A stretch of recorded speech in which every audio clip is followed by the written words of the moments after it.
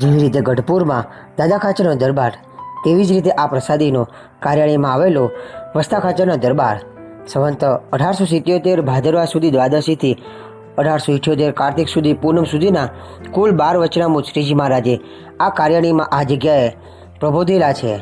શ્રીજી મહારાજ અવારનવાર કાર્યાલય પધારતા અને દિવ્ય અને માનુષિક લીલાઓ કરતા હતા.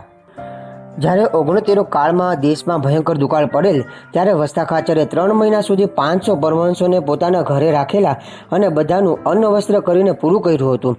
તે વખતે તેમની પાસે 1 લાખ રૂપિયા, 500 કળશી દાણા અને 100 ગાયો ભેંસોનું દૂજાણું હતું.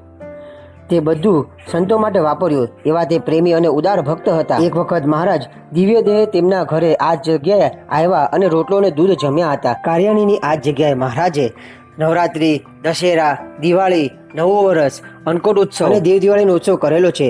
આવી આ પવિત્ર જગ્યાના દર્શન જરૂર કરવા. જય શ્રી સ્વામિનારાયણ.